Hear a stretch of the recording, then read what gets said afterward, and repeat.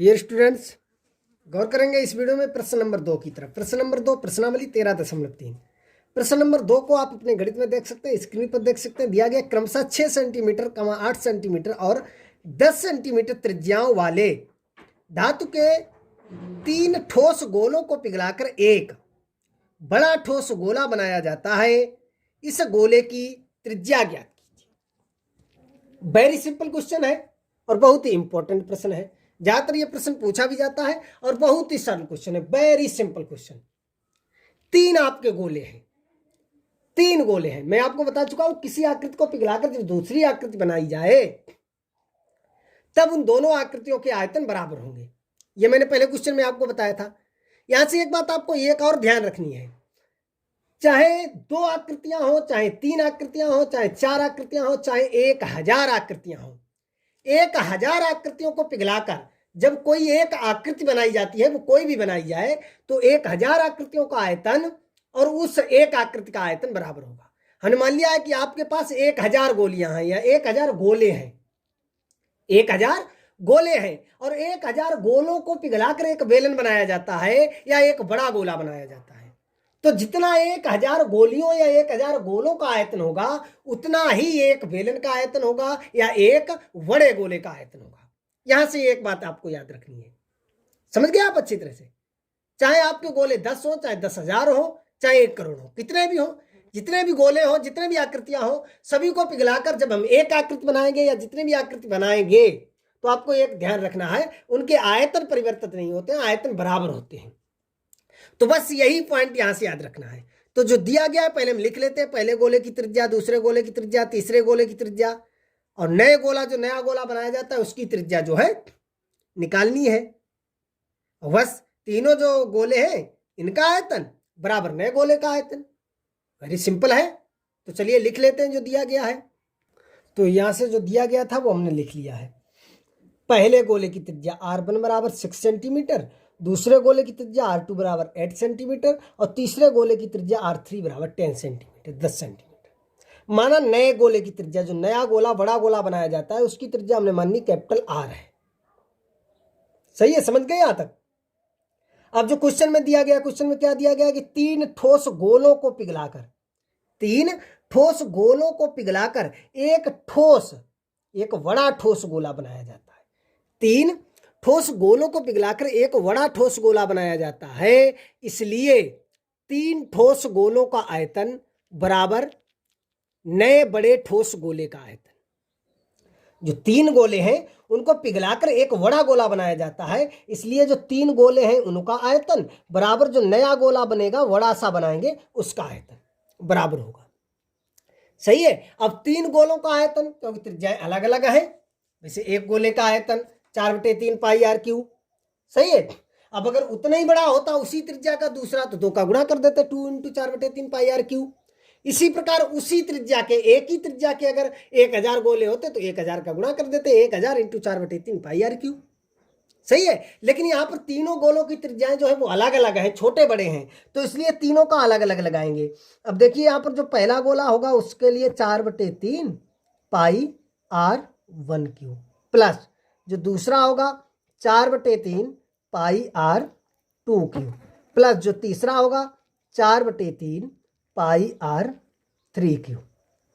समझ गए आप अच्छी तरह से, क्योंकि तीनों गोले जो है उनकी त्रिज्याएं अलग अलग है, और जब अलग अलग त्रिज्याएं हैं तो इस प्रकार से हो जाएगा।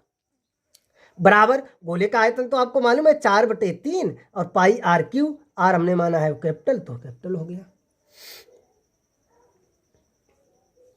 समझ गए आप अच्छी तरह से।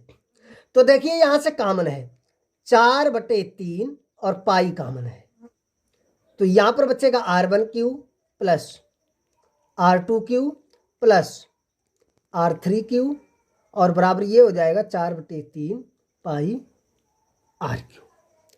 समझ रहे हैं आप अच्छी तरह से।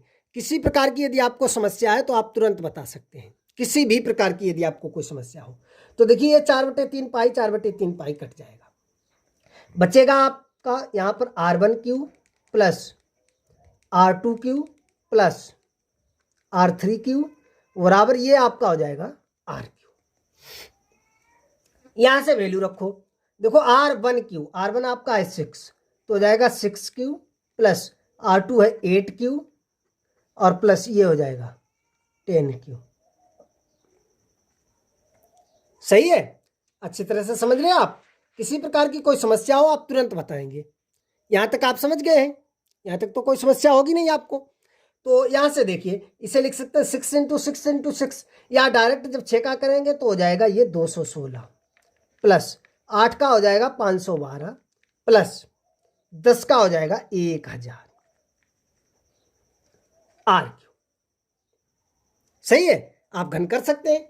शतरंग 36 संगा 216, 8 अट्ठे 64, अट्ठे 512, 10 दशामन 100 दशामन 1000। जोड़ दीजिए सभी को, कितना हो जाएगा आप देख सकते हैं। ये 6 2 8 और ये 5 2 7, 1728। तो हो जाएगा 1728 बराबर RQ। सही है, या ऐसे भी हम लिख सकते हैं RQ बराबर 1728।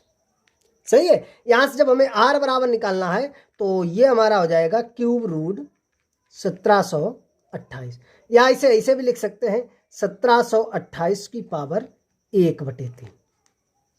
यहाँ पर 3 घात हटेगी तो यहाँ पर 1/3 लग जाएगा, या क्यूब रूट। जैसे आपको मालूम है जैसे x स्क्वायर बराबर यदि 5 है तो x बराबर क्या होता है √5। सही है, इसी प्रकार यदि x क्यूब बराबर 5 है तो x बराबर हम लिख सकते हैं क्यूब रूट 5, सफिक्स में 3 5। सही है, तो रूट को हम 5 की पावर 1/2 लिख सकते हैं और क्यूब रूट को हम 5 की पावर 1/3 लिख सकते हैं। सही है, या यहाँ पर लिख सकते हैं दोनों पक्षों का घनमूल लेने पर।